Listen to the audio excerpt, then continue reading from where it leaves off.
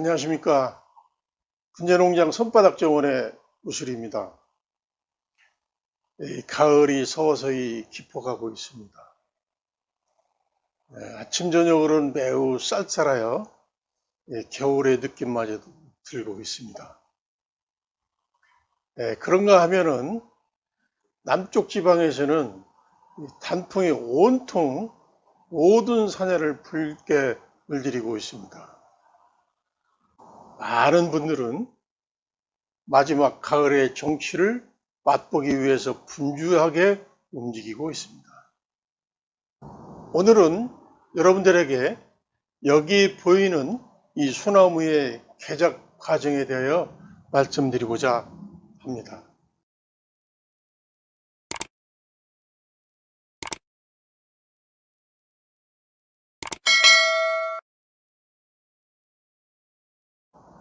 이 소나무는 2019년 가을에 유튜브에 제가 1차적으로 철사거래하는 과정을 올린 바 있는 나무입니다. 그 후에 금년도 5월경에 철사를 다시 풀어주고 6월경에 다시 2차 철사거래를 함과 동시에 단엽을 실시한 나무가 되겠습니다. 이 나무의 철사를 풀어주고 곰곰이 살펴본 바 몇 가지 문제점이 발견되어서 오늘은 다시 개작을 해가지고 제대로 된 자세를 만들어 볼까 합니다. 언제나 느끼는 것이지만 한 번의 작업으로 수영이 완성되기는 대단히 어렵습니다. 계속 고쳐가면서 완성으로 다가가는 것이기 때문에 분재는 과정을 즐기는 활동이라고 하는 것 같습니다. 이 나무에 눈에 거슬리는 문제점이 있는 것들을 한번 살펴보도록 하겠습니다.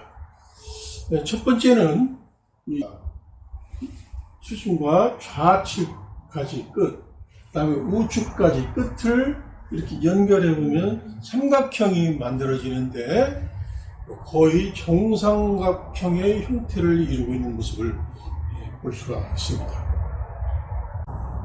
나무의 줄기선은 이렇게 좌측 방향으로 흘러가고 있음에도 불구하고 이렇게 정삼각형의 형태를 이루고 있는 것은 사과목의 전형적인 모습과는 거리가 있어 보입니다. 이와 같이 옆으로 흘러가는 형태의 나무를 사과목이라고 하는데 보편적인 표현 방식은 좌측까지를 길게 처리하고 우측까지를 짧게 처리하는 방식이 있고, 또 다른 하나의 방식은 우측까지를 길게 하고 좌측까지를 이렇게 짧게 처리하는 방식이 있습니다. 즉 좌측의 길이가 길고 우측을 짧게 하는 형태의 부동면 삼각형이 이루게 하는 방식이 있고, 반대로 우측 길이가 길게 되어 있는 부등면 삼각형의 형태로다가 이어지는 것이 보편적인 것입니다. 여러분은 우측이든 좌측이든 어느 한쪽으로 길게 되어 있는 부등면 삼각형 중에서 어떻게 표현하는 것이 더 좋은가요? 우측을 길게 하든 좌측을 길게 하든 부등변 삼각형이 이루어지는데 어떤 것이 틀렸다라고 어떤 것이 맞다라고 단정적으로 볼 수 없습니다.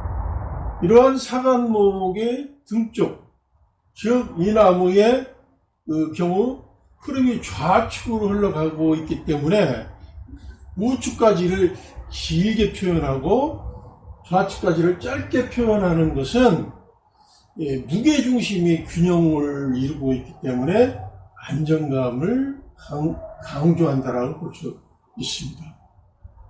반면에 줄기 흐름의 안쪽, 즉 여러분들이 보시기에 좌측의 가지를 길게 하고 우측까지를 짧게 하는 형태, 이런 것은 안정감을 더욱 파괴해서 이 불안정감이 증폭되는 것입니다.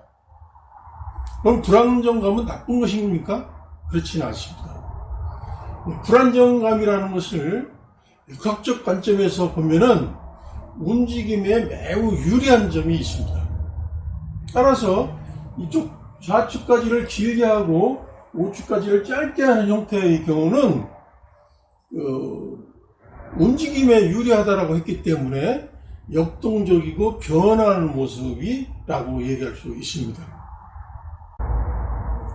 즉, 이 나무처럼 이 좌측으로 이렇게 흘러가는 흐름이 있는 사과목의 경우 안정감을 표현하고자 할 때는 우측까지를 길게 하고 좌측까지를 짧게 하는 것이 좋습니다.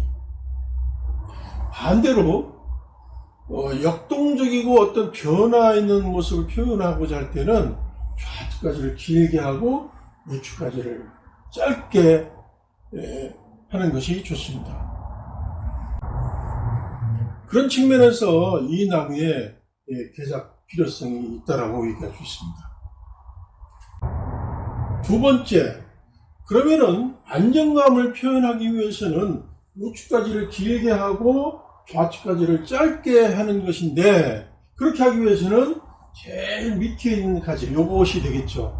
제일 밑에 있는 가지가 오른쪽에 있는 것이 맞습니다.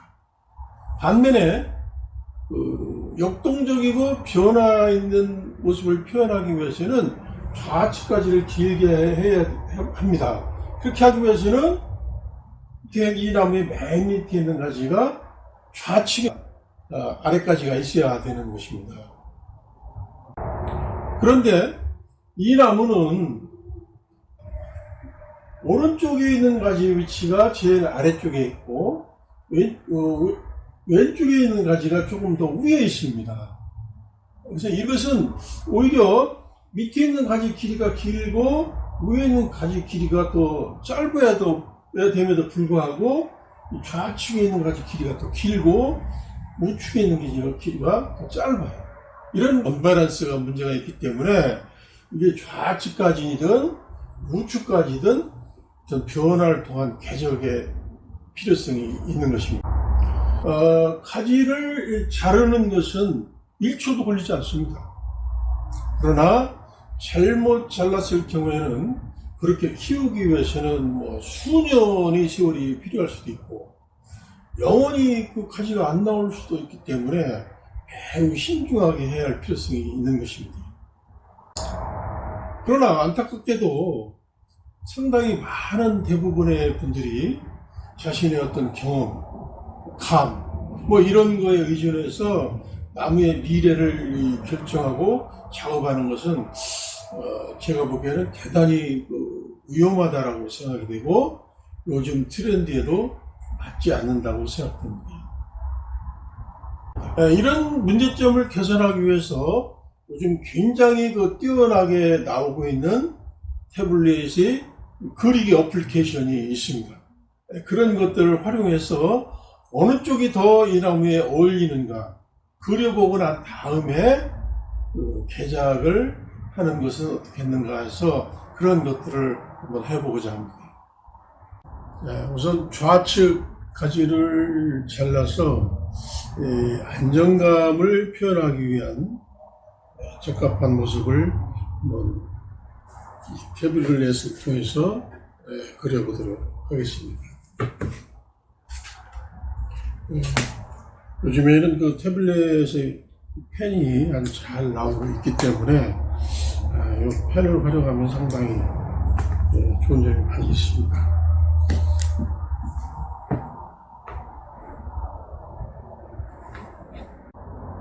네, 우선 그 태블릿을 이렇게 켜고 난 다음에 미리 제가 찍어 놓은 사진이 있습니다. 그래서 그 사진을 가지고 한번 작업해 보도록 하겠습니다. 그 중에서 제일 무난한 사진이 어떤 게 있을까요?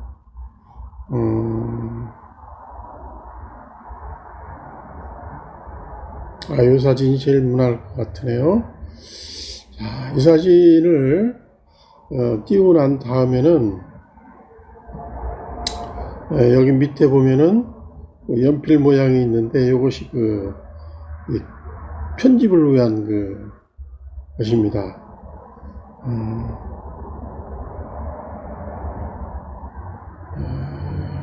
그 다음에 이것이 오른쪽에 보면은 그리기 버튼이 있는데 그리기 버튼을 가지고 해봅니다.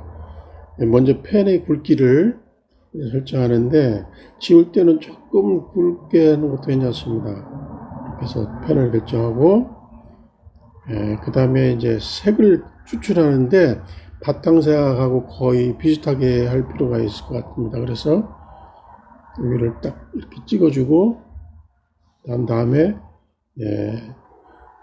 안정감을 표현하는 것은 좌측까지를 지워야 되기 때문에 좌측까지를 한번 지워보도록 하겠습니다. 지금 이 부분을 다 지워야 됩니다. 이렇게.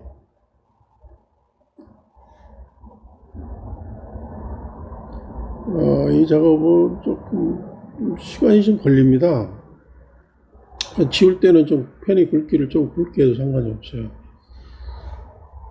그래서 이렇게 지워줍니다.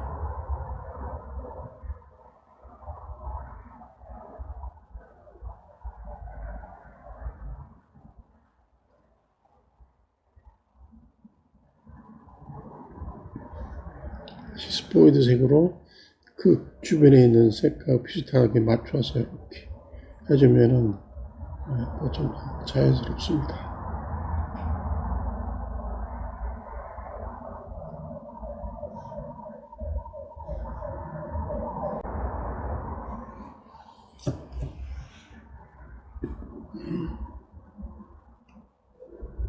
다음에는 이제 이 가지라든가 잎을 그려야 되는데 이건 아주 섬세하게 그려야 되기 때문에 펜의 굵기를 좀 줄여서 합니다.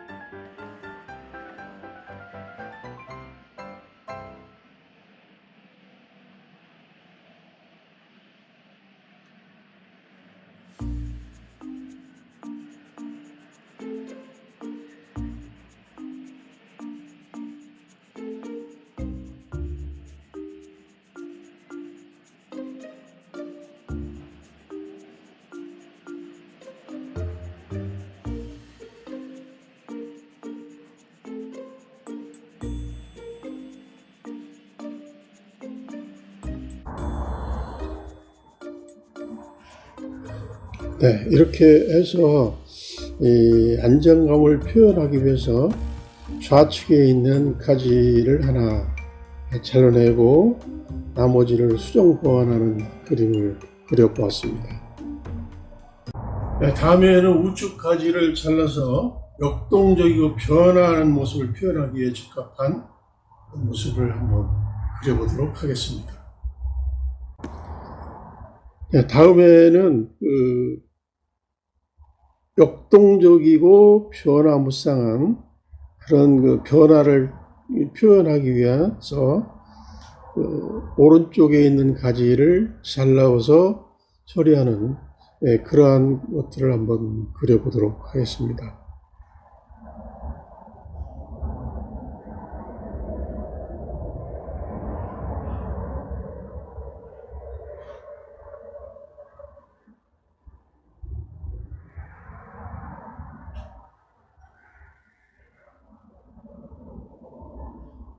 자, 오른쪽에 있는 그 가지를 잘라보는데, 이 가지를 자를 때는 이 줄기에서 너무 가까이 바짝 자르는 것보다는 여유 있게 잘라서 그 부분을 사리 처리하는 것이 훨씬 더 보기가 좋기 때문에 한 이런 정도에서 잘라보겠습니다.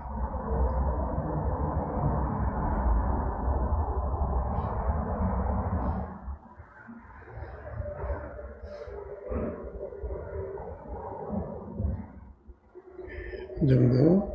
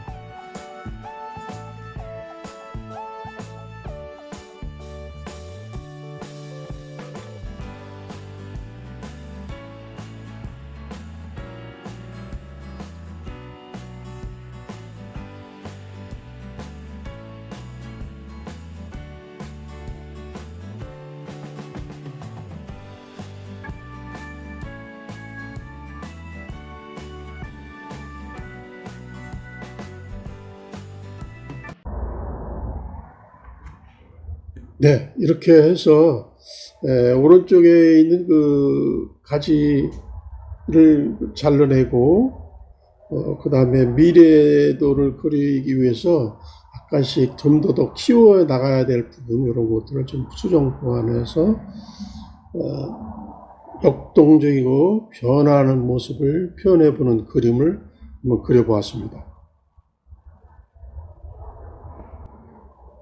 저는 이 두 개의 그림을 보면서 좌측으로 기울어져 있는 선의 기울기가 그렇게 심하게 많이 기울어져 있지 않다라고 하는 점이 또 눈에 띄고, 또 하나는 이 나무의 굵기가 아주 굵거나 이렇게 그런 나무가 아니고 가늘면서 부드럽게 은은하게 올라가 있는 형태이기 때문에 약간 문인 목적 요소가 있습니다.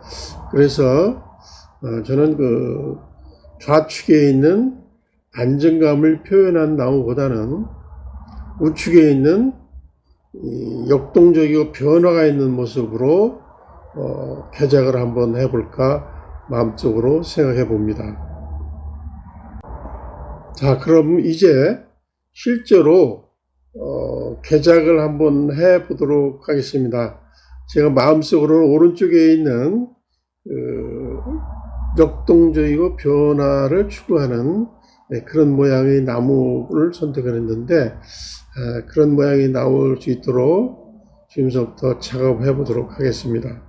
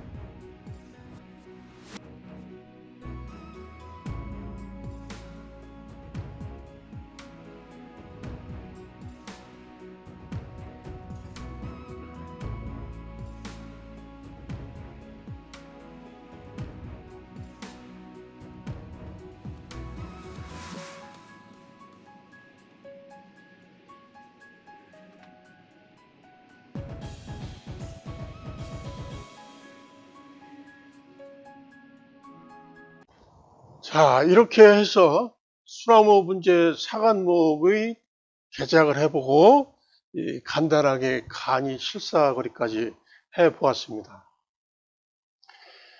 분재 작업을 할 때 막연하게 지금까지 가지고 있었던 경험이나 감에 의존해서 하는 것은 비과학적이라고 할 수 있습니다. 요즘은 컴퓨터나 태블릿 혹은 스마트폰에 굉장히 뛰어난 프로그래머나 앱이 많이 있습니다.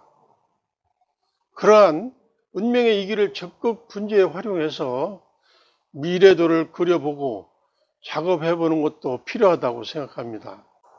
그보다 더 선행되어야 할 것은 수영에 대한 확고한 인지, 또 그를 볼 수 있는 안목 등이 필요합니다. 분재는 적당히 어깨너머로 어설프게 아는 정도 가지고는 만들어가는 참 분재의 맛을 느낄 수 없습니다. 진정한 분재의 참맛을 느끼면서 행복한 분재 생활이 되시기를 바라면서 오늘의 영상은 마치겠습니다. 지금까지 시청해 주신 여러분 대단히 감사합니다.